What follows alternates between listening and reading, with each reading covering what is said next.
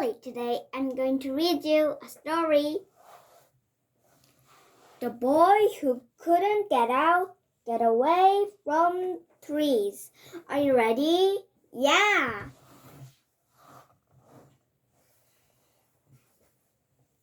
It would be nice to be as useful as a tree. Trees are beautiful to look at, don't you think? And on hot summer days, it's nice to play in the shade of a tree where it's just a little bit cooler. When the wind blows and the tree's leaves rub together, it's nice to listen to the soft, rustling sound. Here is a story to show just how useful trees are. In this story, all the things that Johnny sees or uses that are made from wood or that come from trees are printed like these. Johnny, it's time to get up, called Johnny's mother. Can't you stay in bed just a little bit longer? Johnny called back. If you do, your hot chocolate will get cold. Johnny liked hot chocolate, so he quickly got dressed. He wondered if there would be pancakes and maple syrup for breakfast. As Johnny pulled his chair up to the table, he saw that his breakfast was going to be hot oatmeal with dates on top.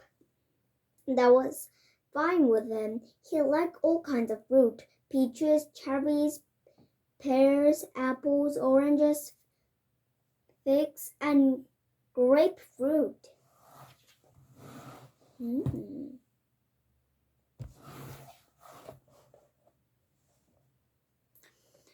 The day was cold, the sun was dim. Johnny wondered if there would be snow so he could slide on the sled he had found under the Christmas tree last year. Johnny, what are you doing? Leaning against the windowsill? It's time for you to leave for school. Johnny's mother was standing near the front door, holding his coat and cap, gloves. Oh, I almost forgot my book. Johnny clattered up and then down the stairs. He ran down the walk, not even stopping to close the gate in the fence. He was afraid he would be late for school. As he ran by the school playground, he saw that it was empty. The teeter-totters and swings looked lonely. He must be late. The other children must all be inside at their desks. He'd better hurry.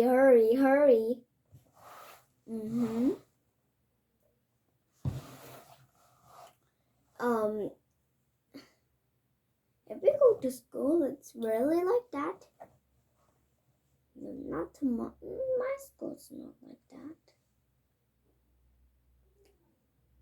Hello, Johnny. Where's the fire? Mr. Towel, the school janitor, leaned against his broom handle.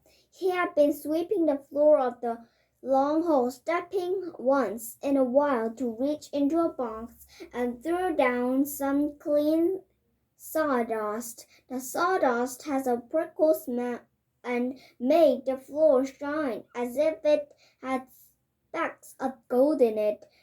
I must be early, Johnny said. Mr. Tower nodded. You're the first boy I've seen today. How would you like to help me run the flag on the flagpole? Johnny was so afraid that Mr. Towel would change his mind that he quickly nodded his head and about 10 times and didn't say a word. On his way home from school, Johnny thought about all the nice things that had happened to him that day. Besides Mr. Towel's letting letting him help with the flag his teacher had sent him all by himself to the supply room to get a box of pencils and a box of rubber bands. After that, he made his highest grade in the class on his spelling paper. Then, at recess, because it was so cold outside, his class got to play in the gym. They had races on the gym floor, climbed on the bars, and swung on the trapeze. And some of the older girls played the piano. Uh-huh.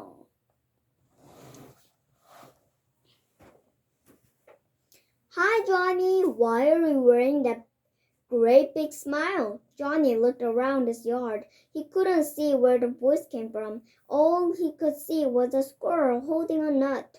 Suddenly, Mr. Lee the man who lived next door to Johnny, rose up from behind a cart piled high with fallen leaves.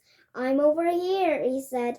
I'm putting leaves on my flower beds to keep the plants warm in this cold weather.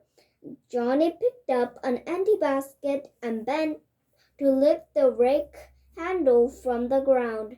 I'll rake some more leaves, Mr. Lee.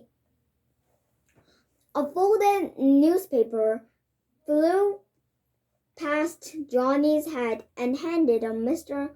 Lee's front porch near the door. Johnny knew without even looking at Pat. The afternoon paper boy had thrown it.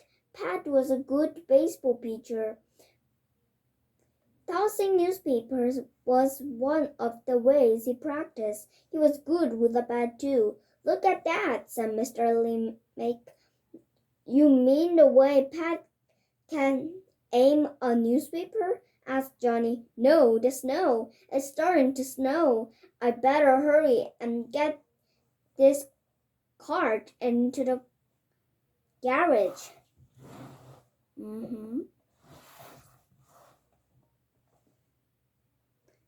And I better hurry home and find my sled, Johnny said. Wood was burning cheerily in the fireplace when Johnny went into the house. For an after-school snack, he popped corn over the wood coals and roasted chestnuts. He went to sleep that night with a happy feeling about his day. When he was a little older, he would know how trees had helped make it a good day. Done.